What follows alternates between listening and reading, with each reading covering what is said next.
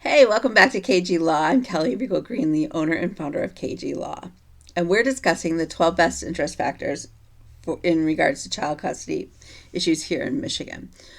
We're now moving on to the third factor in the list of 12, and that is the capacity and disposition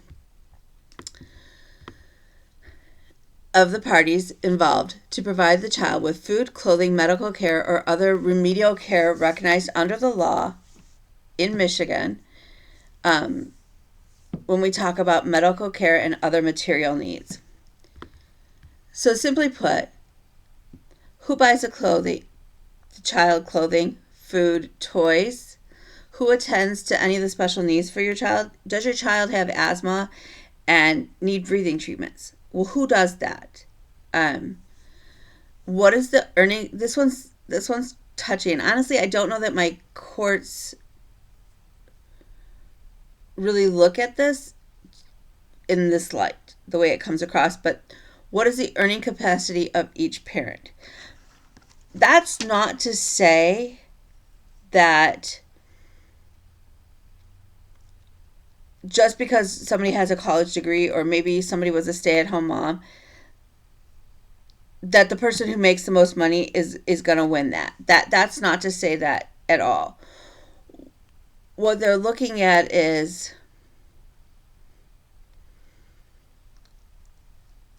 how are you going to be able to support and afford things for your child.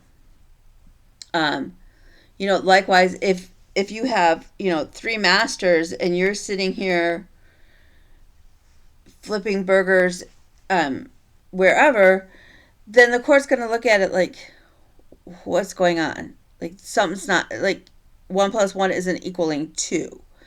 And the court is always going to look for 1 plus 1 equaling 2. So then we look at who has flexibility in their work hours. And that really relates back to, if the child is sick, who's going to be able to, take off work and stay with the child? How is that going to be handled? If child is off school for the day or whatnot, like, who's going to be able to manage that easier? That could be a factor. How stable is the job of each parent? That's probably a bigger factor in the fact that, if I have somebody who's constantly changing jobs, then we start looking at, it's not so much the fact that they're changing jobs, it's the reason behind the changing jobs. Who can provide health insurance to the child? Who makes the doctor's appointments for the child? Who arranges child care? If we have a situation where one parent makes more money than the other, then can child support sort of equal that out for the benefit of the child? And then if we have a child support order already in place, then we look to, is the parent actually paying it? And then if there is no child support order, do we need to have one put in place for the best interest of the child so that they can have the things that they need? Oftentimes, and I think that's important right now to figure out that, child support is one thing, parenting time is another. You can't, at least here in Michigan, and I can only speak to my jurisdictions, they're unrelated. Just because a parent isn't paying child support doesn't mean that they don't still get their parenting time. It's not if you pay your child support, you get parenting time. It doesn't work that way. And that's important to remember. And I always tell parents, when we, especially on a child support order, when one parent is behind, the parent who's receiving cannot withhold visitation.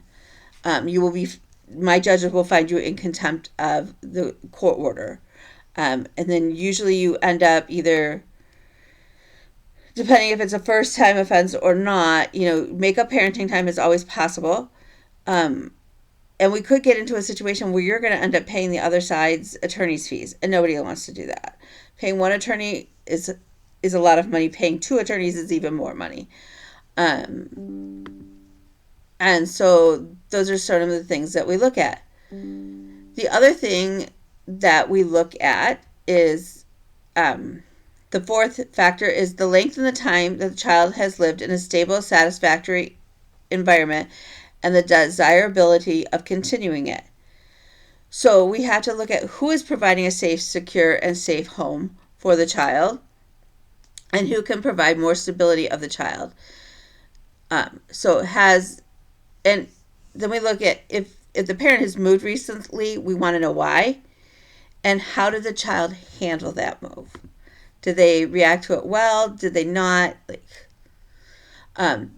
If I've got a parent who's constantly changing homes because, maybe first time she moved in with I'm going to use the pronouns she and him, mom and dad. It just makes it easier. So if mom has been moving because she moved in with boyfriend and then they broke up, so she moved out. Now she's living with mom and dad, her parents, but then she got a home of her own, and now so we're talking 4 times in the last couple months. The judge is really going to be concerned about how is that child adjusting to so many moves.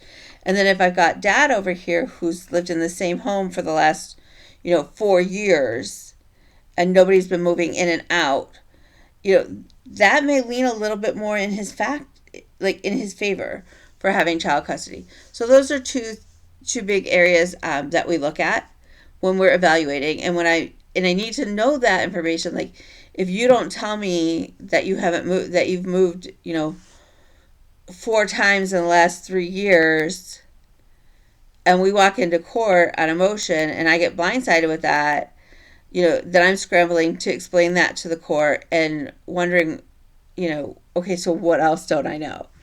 So that's never good. So I always encourage everybody, tell your lawyer everything. Let them decide how they're going to present that to the court. So we'll see you next time when we discuss the next factors.